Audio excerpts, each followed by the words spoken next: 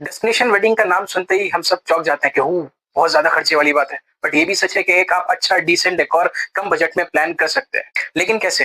तो सबसे पहला रूल है आपका local vendors and local resources. For example, अगर आप दिल्ली के रहने वाले हैं और आपको डेस्टिनेशन वेडिंग प्लान करनी है जिसमें से आपने शॉर्टलिस्ट किए हैं कोई destination like Rishikesh, Jim Corbett, Mussoorie, Jaipur, Jodhpur, Jaisalmer, इनमें से कोई भी, तो हम क्या करते हैं अक्सर कि हम सोचते हैं कि हम अपना जो प्लानर है या फिर डेकोरेटर है वो अपने लोकल एरिया से ही वहां पर लेकर जाए। तो ये सबसे बड़ी आपकी गलती है। तो प्लानर आप कहीं से भी हायर कर सकते हैं, लेकिन डेकोरेटर आपको लोकल से ही हायर करना है। लोकल रिसोर्सेज लेने से आपका ट्रांसपोर्टेशन, आपका लेबर जो एक्स्ट्रा लगने वाला है वो सेव हो सकता है, और वो सेव किया हुआ पैसा या तो आपके बजट में से कम हो जाएगा या फिर आप किसी दूसरी सर्विस में उसको यूज कर सकते हैं। सेकंड पॉइंट है आपका डेकोर एलिमेंट्स का मल्टी यूज। यस, अगर आप किसी भी एक बैकड्रॉप को फॉर एग्जांपल आपने हल्दी में यूज कर लिया और हल्दी में यूज करने के बाद वो वही बैकड्रॉप, वही स्ट्रक्चर आप दूसरे इवेंट में आप उसको यूज कीजिए विद सम माइनर चेंजेस। थोड़ा बहुत चेंज करने के बाद कुछ आपने साइड डेकोर को चेंज कर दिया, कुछ आपने फ्लावर्स के कॉम्बिनेशंस को, फ्लावर्स के कलर्स को आपने चेंज कर दिया, तो ये छोटे से चेंजेस आपके उसी स्ट्रक्चर में, उसी एलिमेंट में एक बड़ा बदलाव लेकर आ सकते हैं और आपकी कॉस्ट को सेव कर सकते हैं। जो फ्लावर बंचेस या वाजेस आपने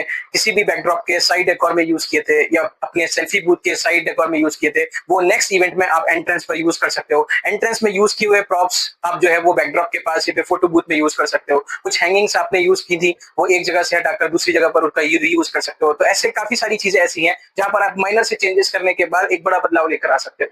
नेक्स्ट पॉइंट है आपका minimal decor with high impact.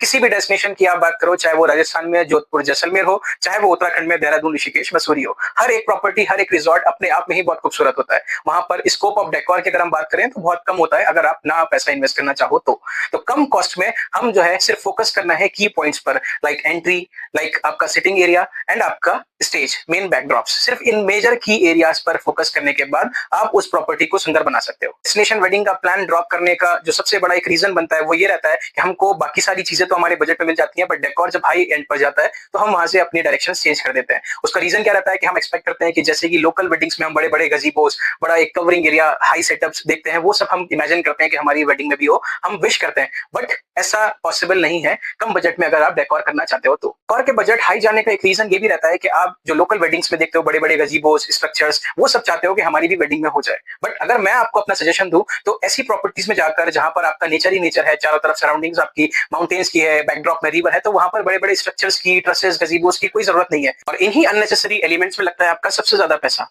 तो अगर आप भी अपनी डेस्टिनेशन वेडिंग में देख रहे हैं बजट फ्रेंडली डेकोर, तो डॉक्टर वेडिंग पेज को फॉलो कीजिए, सब्सक्राइब कीजिए और मैं देता रहूंगा आपको बजट फ्रेंडली डेकोर के प्रो टिप्स। Thank you.